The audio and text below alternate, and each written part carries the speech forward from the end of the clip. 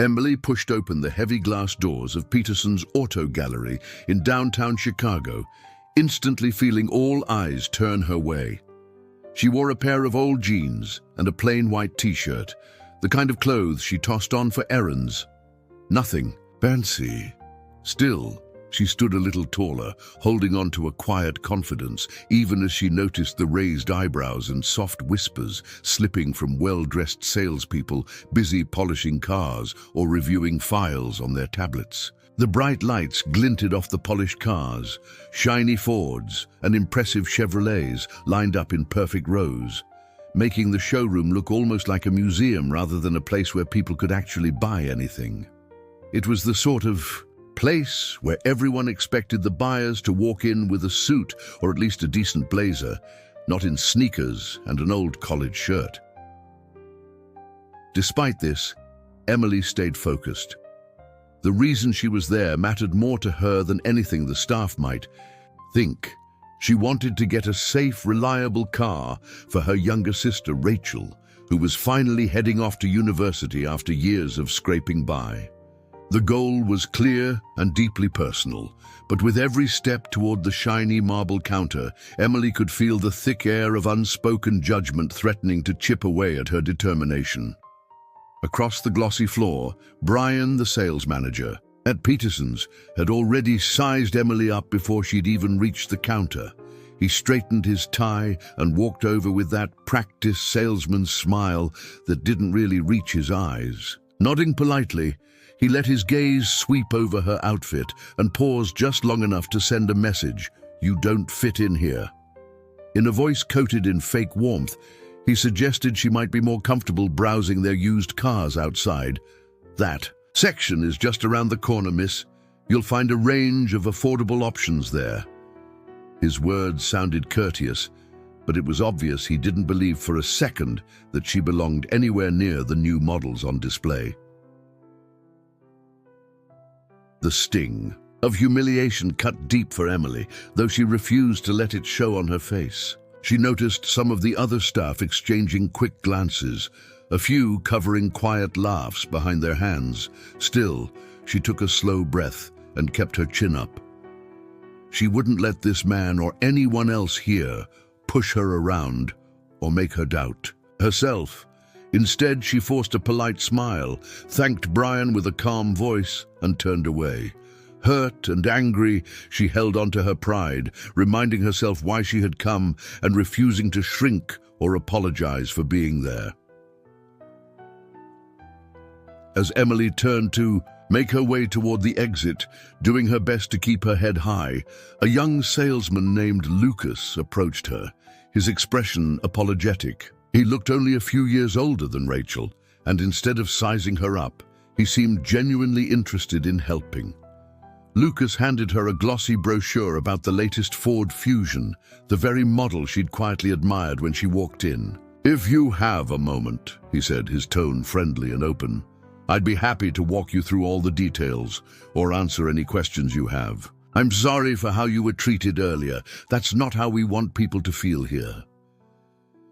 Emily felt a weight lift from her chest, if only for a second. Lucas's kindness did not erase Brian's sting, but it made her feel seen, deserving of respect, no matter what she wore. Out of the corner of her eye, though, she caught Brian enthusiastically guiding a well-dressed couple to the same new car she had asked about, draping an arm theatrically as if opening a door into another world. It hit her then that this wasn't just about one rude manager. The whole place seemed built on assumptions. She thanked Lucas, smiling, and held the brochure in her hand, but decided today was not the day to argue or fight for her place, at least not yet. Still, she left with a growing determination that something needed to change. Once Emily stepped outside into the cool Chicago air, she let out a long breath, feeling the tension from the showroom start to ease just a little. She paused on the sidewalk, her fingers playing nervously with the edge of Lucas's brochure. Trying to shake off the sting from what had just happened, she took out her phone and stared at it for a moment. Then she scrolled through her contacts until she saw the number for Harper's garage, the little repair shop where she and Rachel always felt at home. Harper, the owner, was known for her welcoming attitude and for treating everyone the same, whether they were driving in a clunker or a brand new truck. Emily knew that if she called and explained the whole situation, she wouldn't be judged. She'd get empathy. As she walked toward the bus stop, the city moving all around her, Emily found her thoughts slipping back to other times in her life, where she had walked into rooms and felt instantly out of place. This time, though, the hurt felt heavier, maybe because she had really wanted this to work out for Rachel's sake. But as she headed home, her frustration grew into something a bit more focused. She started to wonder how many people faced these small, sharp indignities every single day, but had no real way to rise above them. That realization planted a stubborn idea in her mind. She couldn't just let this whole thing slide, not just for herself, but for anyone who had ever felt brushed aside just because they didn't fit some picture. Deep down, she felt something quietly shift, as though she had found a purpose she hadn't known she was looking for.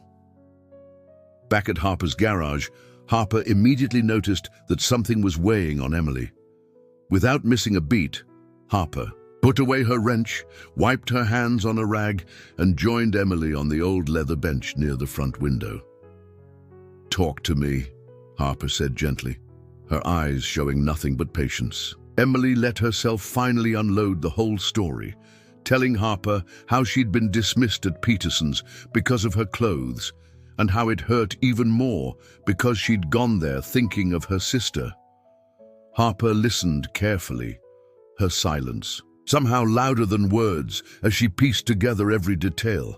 Emily described how Lucas, the young salesman, had made a real effort and how it had meant a lot. Still, she couldn't ignore the fact that most people weren't even given a chance to prove themselves.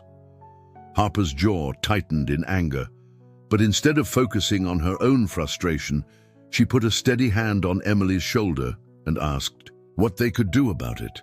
That's when Emily realized her pride wasn't the main thing that was bruised. She was truly upset about what that kind of behavior could do to others, people who never get a fair shot. Harper smiled at her friend's compassion and suggested maybe they could use what happened as a lesson, not just for themselves, but for the folks at Peterson's and beyond. That night, after closing up the garage, Emily and Harper sat around the small kitchen table in the back office, sipping coffee and talking things over. Both of them were clear they didn't want payback or to embarrass anyone at Peterson's. What they wanted was for the staff there, especially people like Brian, to really see the impact of their actions and start treating everyone with fairness. So they brainstormed for a while, tossing out ideas about how to create a real shift without starting another conflict. Eventually, they agreed on a plan that felt just right. Instead of confronting the dealership head-on, they'd organize a small community event, inviting businesses across the neighborhood, including Peterson's Auto Gallery. The theme would be value beyond appearances, and it would celebrate stories of kindness and second chances. The idea was to get folks like Brian and Lucas to hear real people's experiences, and maybe, by listening, the message would finally hit home. Emily, still feeling raw from her experience, wasn't sure. She wanted to be the face of the project. She told Harper she hoped it would make a difference if the push for change came from inside that world instead of just from someone on the outside. Trusting Harper's wisdom, she let her take the lead. By the end of the night, the bitterness inside Emily started to soften, replaced by a cautious hope that maybe, just maybe, something good could grow out of what had happened. The next morning at Peterson's Auto Gallery, the dealership buzzed with even more energy than usual. Sunlight flashed on polished cars in the window, and salespeople traded stories over coffee before the doors opened. Brian strutted in with his usual swagger, loud enough that everyone noticed. He gathered a cluster of co-workers near the reception desk and, trying to get a laugh, started retelling what he called his wild encounter with Emily the previous day. He puffed up the story, making it sound like he had skillfully handled an unworthy customer. Most of them grinned or chuckled, eager to be part of his circle. The way Brian delivered the story, it was clear he expected everyone to feel proud about keeping certain people out of their exclusive club. The expensive suits and glossy catalogs around the room seemed to echo that same attitude. Lucas, though, stood at his desk, fidgeting with a stack of paperwork. He remembered Emily's composure and how she had thanked him, even when she was hurt. The laughter from his co-workers made him uneasy instead of included. As the morning hustle ramped up, Lucas found himself replaying the moment in his head. He started to wonder if his job meant more than following the lead of people like Brian. The pull to blend in was strong, but the feeling in his gut told him that maybe doing the right thing was more important than fitting in. And that thought stayed with him as the day unfolded. Suddenly, a vintage Rolls-Royce pulled up right in front of Peterson's auto gallery, its glossy black paint catching the light and turning every head in the showroom. Even the most seasoned employees stopped what they were doing to watch as the uniformed driver stepped out, moving with the kind of calm confidence you see in movies. He walked around to the back door, opened it smoothly, and the suspense in the room climbed a notch. Out stepped Harper, dressed in a fitted navy suit that looked like it belonged on the cover of a business magazine. Her straight posture and easy air of authority made the whole space go quiet. The contrast could not have been more obvious. The day before, Emily had walked in wearing jeans and a sweatshirt, practically invisible to the staff. Now, Harper's arrival, so formal, so striking, commanded instant respect. Even Brian had to pause, his usual bravado faltering as he recognized that this was no ordinary customer. He straightened his tie and hurried to greet Harper, his manner suddenly polite and eager to please. The other employees watched closely, some curious, others a little envious, as Brian dropped the inside jokes and acted like he actually cared, in for once. Harper barely glanced at the cars in the showroom, taking in the space with a calm, sharp look that left everyone wondering what would happen next.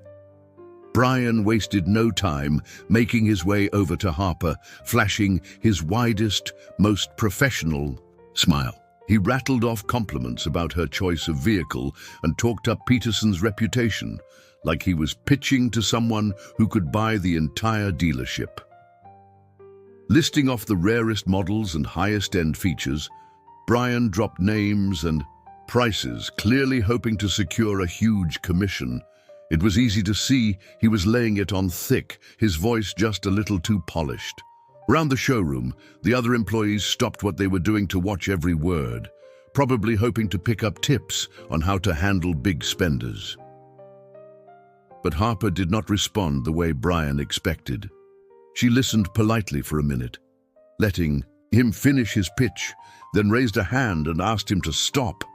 She explained calmly that her interest was not in any of the special models he had just mentioned, but in a particular used sedan, the very one that Emily had looked at the day before. Brian's smile wavered, his earlier bravado slipping as Harper continued, mentioning that her wife had come in, hoping to buy that same car.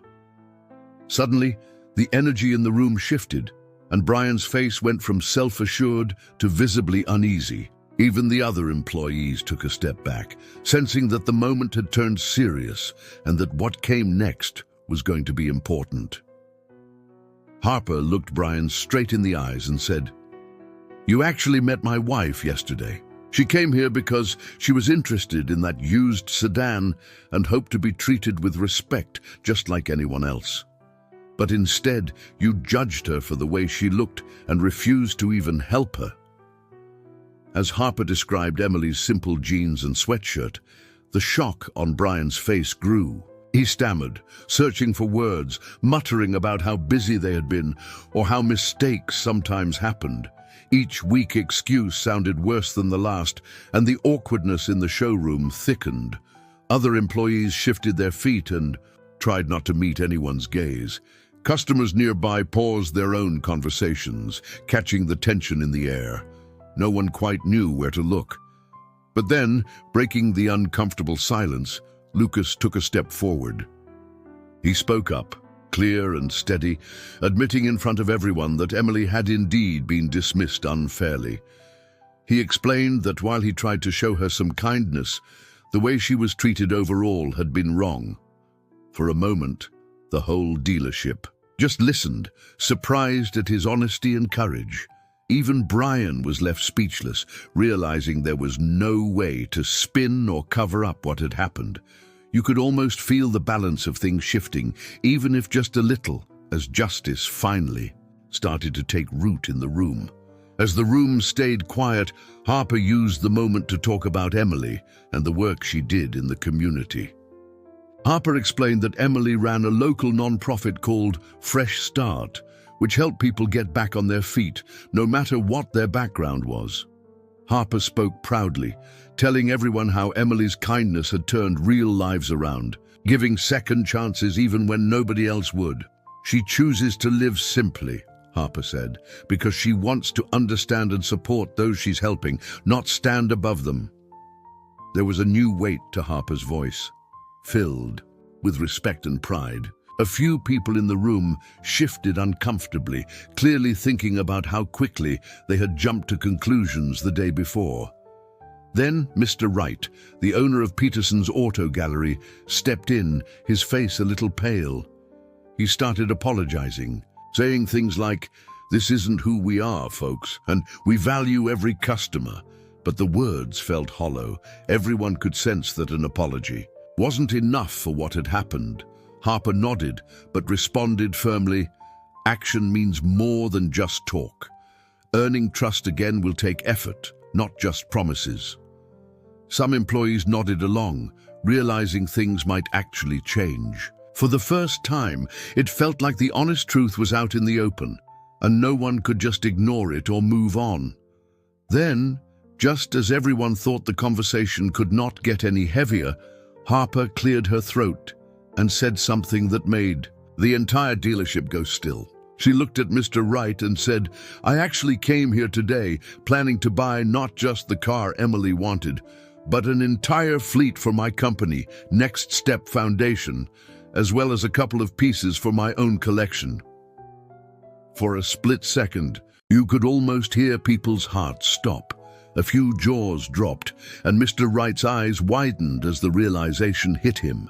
This was not just a missed sale, it was a missed fortune. Brian, who had been standing off to the side, suddenly looked very small. All the employees now understood the gravity of the mistake, and some stared at their shoes. The money involved was more than they could imagine, enough to change the dealership's numbers for years. But then Harper asked a question that cut even deeper. She looked around the room and said, "Do you really think this place deserves that kind of investment, given the way my wife was treated?" The silence that followed was total. No one wanted to move or breathe or say the wrong thing. For once, the true power belonged to Emily, the person who had walked in yesterday, quietly hoping for fairness. And it was clear that her family would decide what happened next. Mr. Wright, now really seeing the weight of what he stood to lose, stepped forward with all his pride set aside. He spoke with a tremor in his voice, asking for a real chance to fix things. He admitted that big promises were not enough, and asked Harper and Emily what it would take to truly earn their trust back. And like before, he did not wave around company slogans or offer cheesy discounts. This time, he just sounded like someone who honestly wanted to make things right, no matter how hard it might be. Harper thought for a moment, then turned to Brian. Instead of asking for anything for herself, she came up with something no one expected. "If you want to show you are really committed to changing," she said, "have Brian volunteer at the next Family Day event at Fresh Start. Let him work with the kids, help out like everyone else. Not as a punishment, but as a way to grow and understand what really matters." There was a long pause. Brian looked like he wanted to argue, then realized there was no point. He finally nodded, though you could tell he was nervous. Mr. Wright agreed right away, relieved to have a concrete path forward. Some staff even looked hopeful, sensing this could actually be bigger than just a sale. It felt like a small first step toward real change. On top of that, Harper raised another idea. She turned to Mr. Wright and suggested that Peterson's Auto Gallery put in place a training program focused on recognizing and addressing unconscious bias for everyone on the team.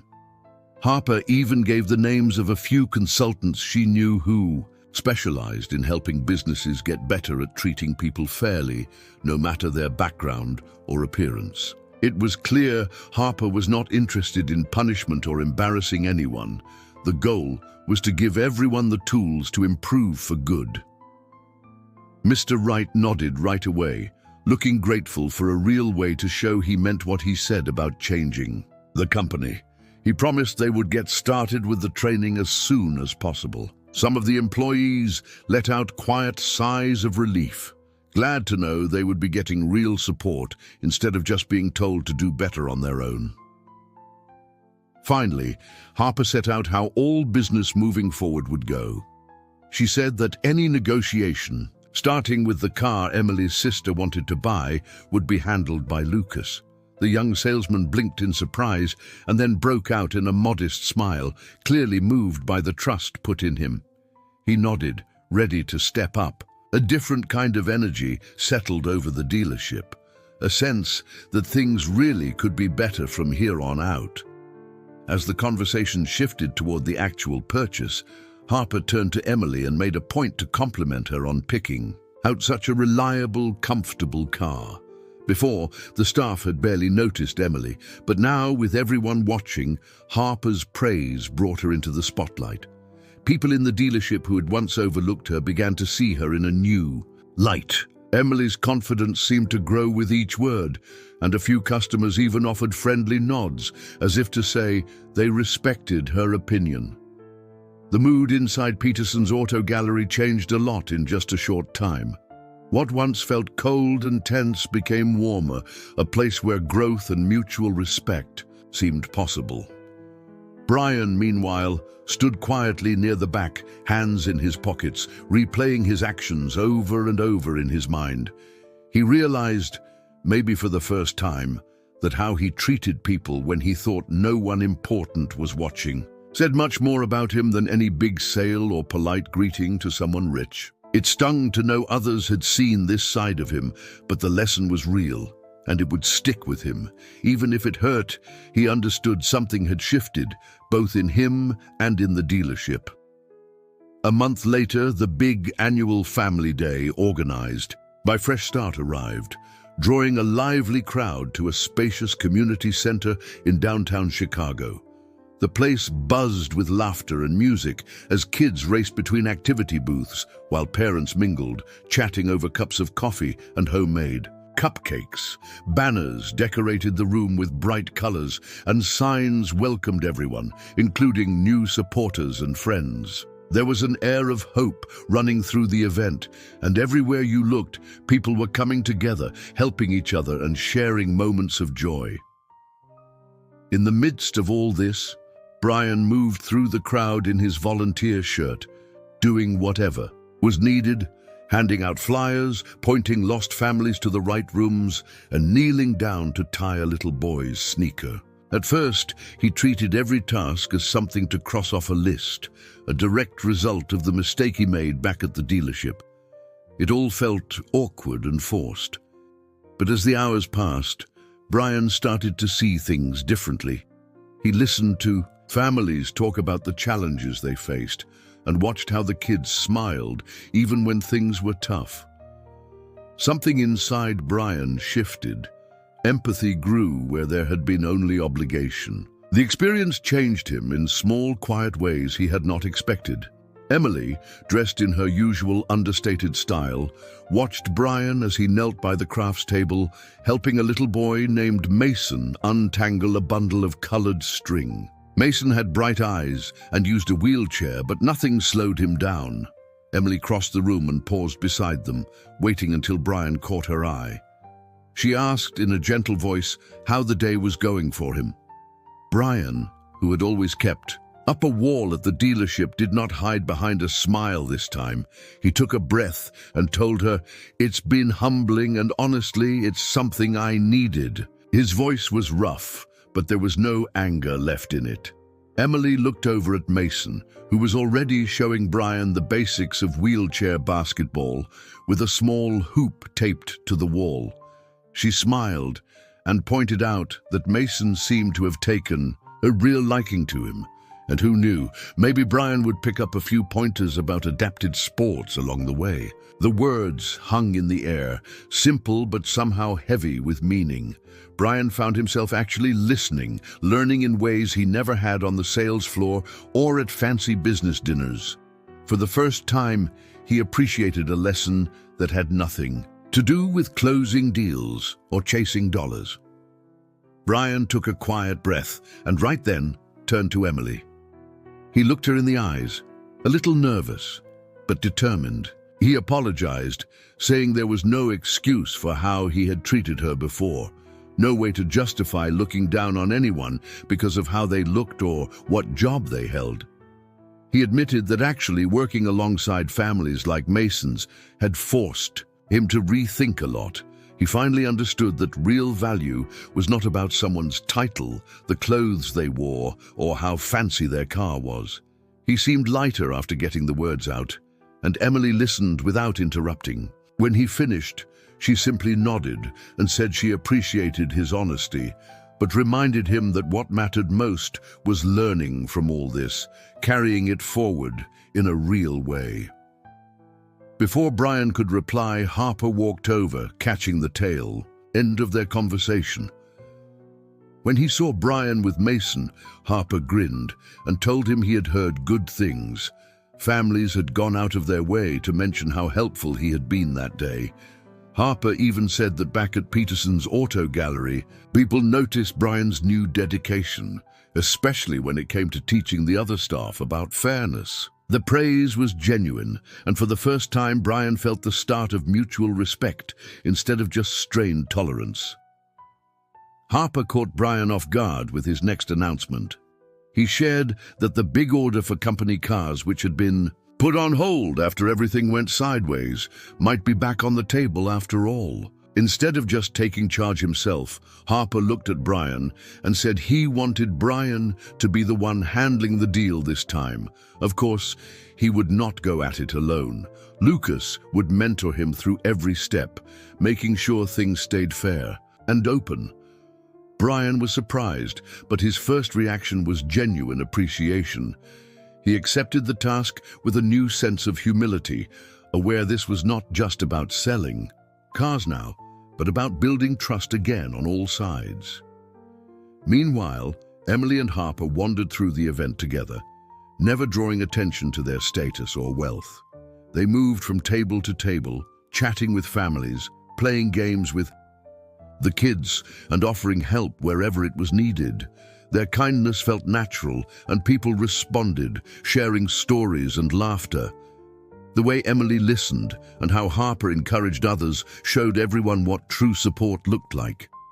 You could see the change, not just in those two or in Brian, but spreading out to all the families and volunteers in the hall. The growth, respect, and fresh understanding seemed to ripple through the community, showing that learning, forgiveness, and new beginnings were all possible. As Family Day wrapped up, Brian found himself standing near the photo area, helping Mason adjust his wheelchair so he could be front and center for the group picture.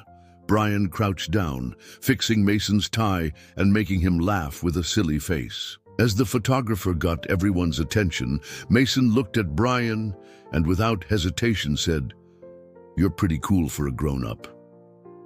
The compliment was so unexpected and honest that it hit Brian deep. At that moment, he realized this feeling was worth more than any luxury sale or high commission check he had ever earned. The whole day kept replaying in his mind all the small ways he had changed. The story of Emily, Harper, and Brian seemed to move through the crowd, reaching families and volunteers alike. People shared what had happened, reflecting on how easy It is to misjudge someone, and how much richer life becomes when you look a little deeper. Judgments that once seemed automatic were quietly challenged, and the simple idea of treating people with basic respect began to matter a lot more. When the last photos were snapped and the hall emptied out, the lessons stuck. The change was not just for one day, but set the tone for friendships and kindness that would carry over, shaping lives for a long time to come.